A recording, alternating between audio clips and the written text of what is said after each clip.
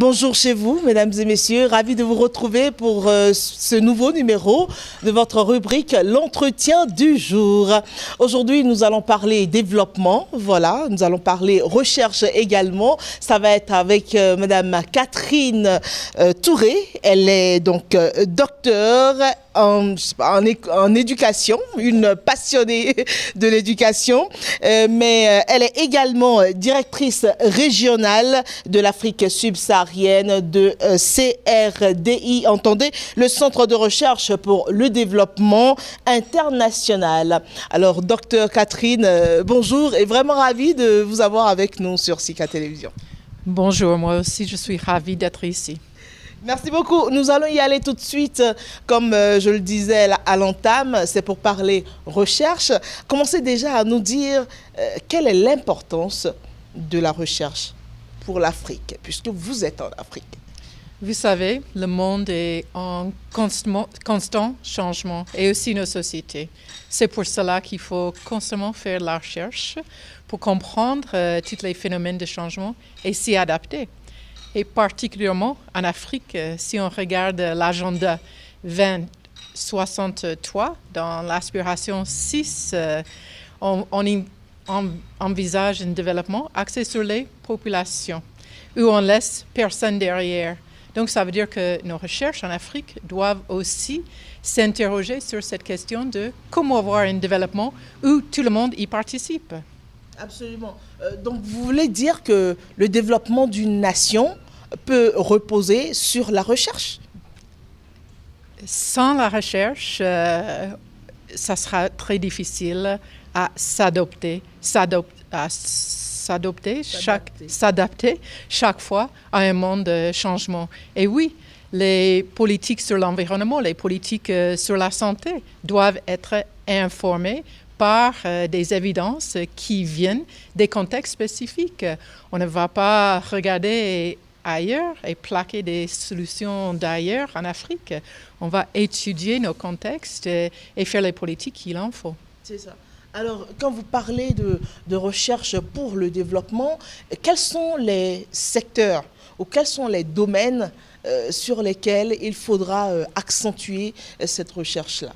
Peut-être je peux parler de 3 domaines. D'abord, il y a les questions de changement climatique en Afrique de l'Ouest, comme vous le savez.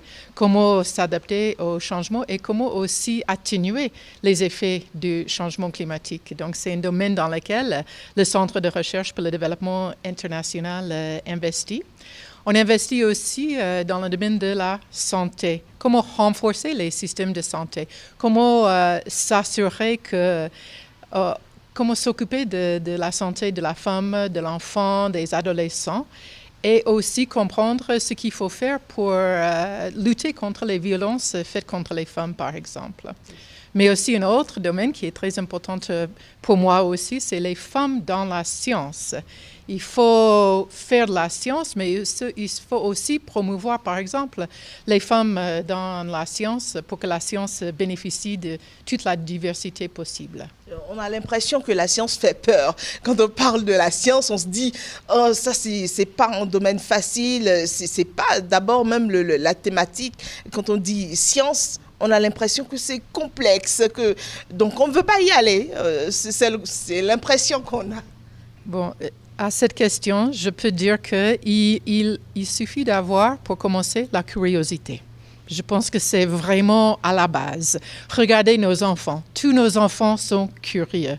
Donc, s'ils ont cette curiosité, il suffit de cultiver cette curiosité pour développer cet intérêt pour la science et pour aller loin dans la science. Dans la science.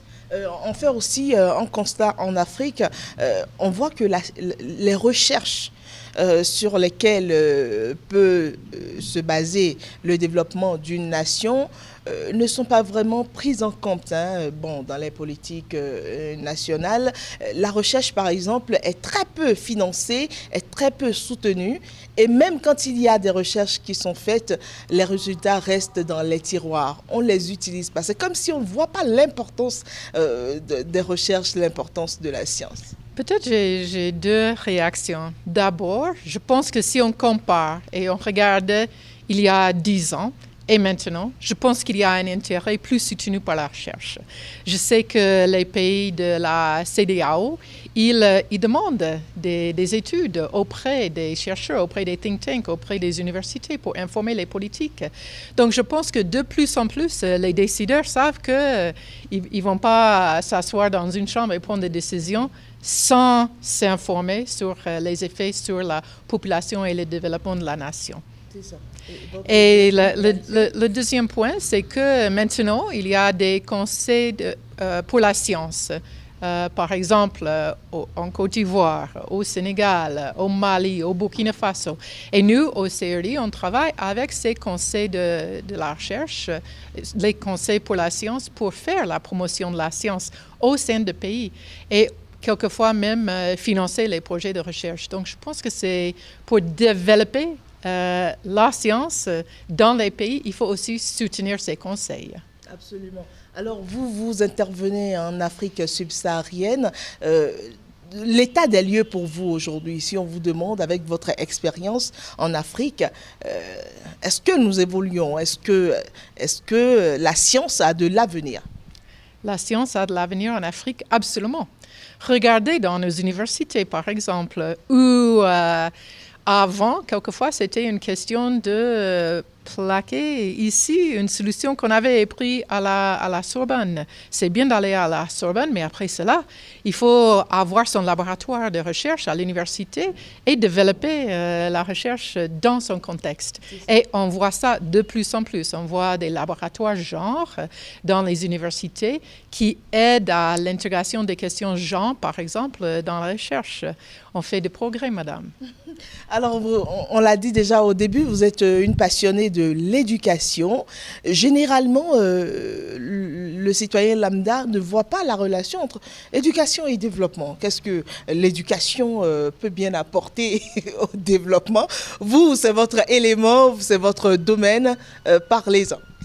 Il y a des chercheurs en Afrique de l'Ouest, et je peux citer Claude Weita, par exemple, de Burkina, qui ont fait de la recherche pour montrer que si on veut atteindre l'intégration régionale en Afrique de l'Ouest, il faut investir dans l'éducation parce que ça va accélérer l'intégration régionale.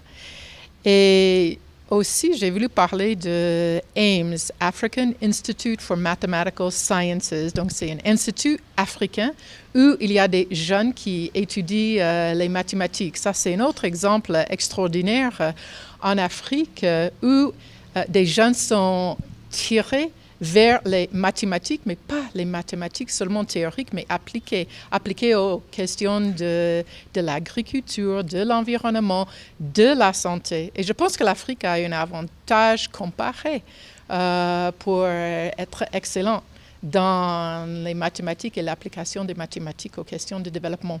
Donc nous, le Canada soutient ces jeunes mathématiciens et dans leur éducation pour faire une contribution au développement. C'est ça. On va bouger un peu, aller du côté de la communication. On parle beaucoup, de plus en plus, de journalisme scientifique. Pour vous, c'est quoi la perception que vous avez du journalisme scientifique et qu'est-ce qu'on peut attendre des journalistes scientifiques? Bon, je pense, moi j'attends au moins deux choses des journalistes scientifiques. D'abord et de façon générale, ils sont en train de faire une promotion de l'importance de la science auprès des populations, un peu pour démystifier les sciences.